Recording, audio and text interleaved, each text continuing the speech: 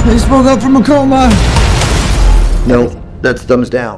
ভাবুন তো, ঘুম থেকে উঠেই দেখলেন আপনি একা একটা স্পেসশিপে, আর আপনার মিশন হলো পুরো পৃথিবীকে বাঁচানো। কেমন মনে হতে পারে? কেমন লাগবে?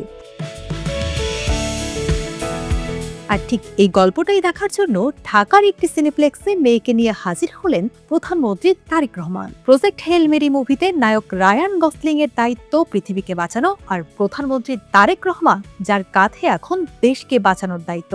শুক্রবার ৩ এপ্রিল রাতে মেয়ে জাইমা রহমানকে সঙ্গে নিয়ে প্রজেক্ট হেল মেরি মুভি দেখেন তিনি। সাধারণ দর্শকের মতো সিনেমা হলে গিয়ে ছবি দেখার এই ঘটনা সামাজিক যোগাযোগ মাধ্যমে তৈরি করেছে ব্যাপক আলোচনা।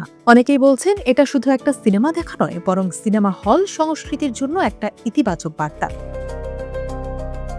কিন্তু অনেকের মনেই প্রশ্ন, এই সিনেমায় এমন কি আছে? গল্পের নায়ক একজন সাধারণ শিক্ষক। সে হঠাৎ জেগে উঠে মহাকাশে, যার কোনো স্মৃতি নেই। ধীরে ধীরে সে জানতে পারে সূর্য ধীরে ধীরে মারা যাচ্ছে, একটা রহস্যময় জীব সূর্যের শক্তি খেয়ে ফেলছে, আর পৃথিবী যাচ্ছে ধ্বংসের দিকে। মানব জাতির শেষ ভরসা এই একজন মানুষ, যার মিশন অন্য এক স্টার সিস্টেমে গিয়ে এই সমস্যার সমাধান খুঁজে বের করা, যেখান থেকে ফিরে আসার কোনো নিশ্চয়তা নেই। আর তাই নাম হেল মেরি।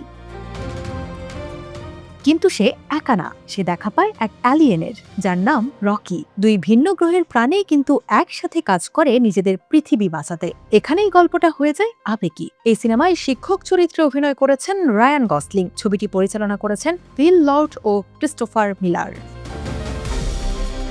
২০ মার্চ মুক্তির পর থেকেই বিশ্বজুড়ে বক্স অফিসে দারুণ সাফল্য পাচ্ছে এই সিনেমা। এরই মাঝে সিনেমাটি ছাড়িয়ে গেছে ক্রিম 7কে, যেটি ছিল এবছরের আগের সবচেয়ে বড় ওপেনিং। প্রযোজনা সংস্থা অ্যামাজন এমজিএম স্টুডিওজের জন্য এটি এক বড় সাফল্য।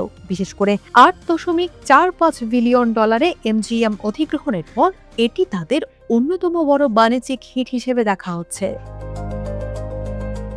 বিজ্ঞান, মহাকাশ আর মানবিক আবেগের মতো সব বিষয় মিলিয়ে এটি হয়ে উঠেছে এক ভিন্ন অভিজ্ঞতা।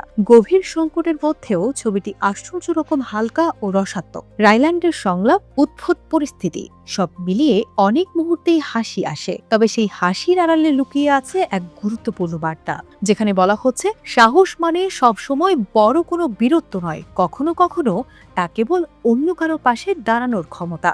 আজকের পৃথিবীতে যেখানে যুদ্ধ, জলবায়ু সংকট আর অনিশ্চয়তা প্রতিদিনের বাস্তবতা, সেখানে প্রজেক্ট হেল মেরি এক ভিন্ন সুর তোলে। এটি বলে, হয়তো শেষ পর্যন্ত আমাদের বাঁচাবে প্রযুক্তি নয়, বরং পারস্পরিক সহমর্মিতা। আর এই কারণেই হয়তো সিনেমাটি বাংলাদেশের শীর্ষ নেতাকেও টেনে নিয়েছে সিনেমা হলে।